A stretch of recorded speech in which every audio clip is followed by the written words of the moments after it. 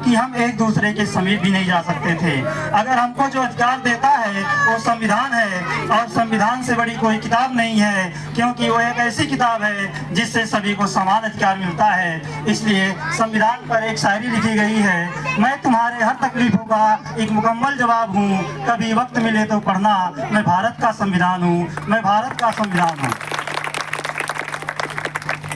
और संविधान बनाते समय बाबा साहब का बहुत विरोध हुआ था। ऐसी बात नहीं है कि कुछ चीज़ें आसानी से मिल जाएं।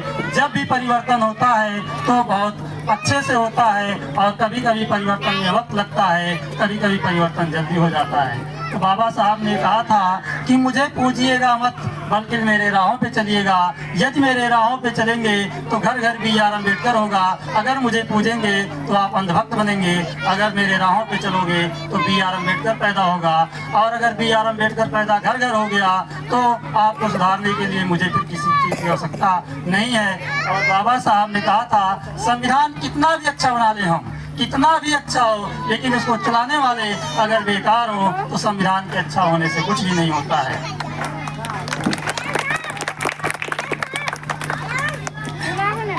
इससे पहले मैंने इतने लोगों के बीच में कभी भाषण नहीं दिया है, इसलिए थोड़ा सा शर्मिंदगी महसूस कह सकते हैं। आपस में थोड़ा सा awkward सा लग रहा है, लेकिन हो सकता है मेरे मुंह से कुछ गलत बातें भी निकल जाए या त्रुटियां हो जाएं, तो उसके लिए आप बड़े समझकर, मुझे छोटा समझकर माफ कर दीजिएगा।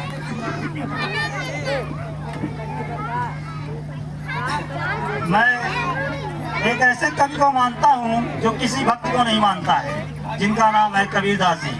कबीरदास जी कभी भी किसी भक्त को या किसी भगवान को नहीं मानते हैं। वो कहते हैं ऐसी वाणी बोलिए मन का आपा खोए, ऐसी वाणी बोलिए मन का आपा खोए, औरन को शीतल करे अपनों शीतल होए, औरों को शीतल करे अपनों शीतल हो।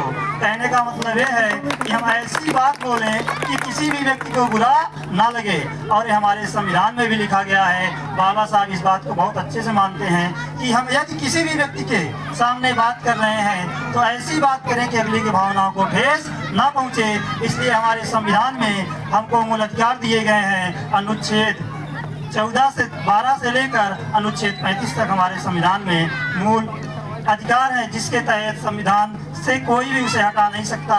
यहाँ तक कि हमारे देश में कुछ भी हो जाए, लेकिन अनुच्छेद 21 हमेशा जिंदा रहता है, जिसमें व्यक्ति के पर्सनल जिंदगी की बात की गई है, पर्सनल लाइफ की बात की गई। मतलब आपसे सब कुछ छीना जा सकता है, लेकिन अनुच्छेद 21 के तहत आपके जीवन जीवित रहने की इच्छा को नहीं छीना जा सकता है। और इतना सब देने वाले जो हमको हैं, उनका नाम है B.R. अम्बेडकर। इसलिए हम उनकी जयंती हर साल 14 अप्रैल को मनाते हैं। और मैं कहता हूँ मनाने के साथ साथ उनकी राह पर भी चलना चाहिए, क्योंकि राह चलेंगे तभी तो कुछ पता चलेगा। राह पे हम कुछ चलेंगे तभी तो पता चलेगा। कहते हैं जिनको छत पे जाना हो उनको सीढ़ियाँ मुबारक हो, जिनको छत पे जाना हो उनको सीढ़ियाँ मुबारक हो।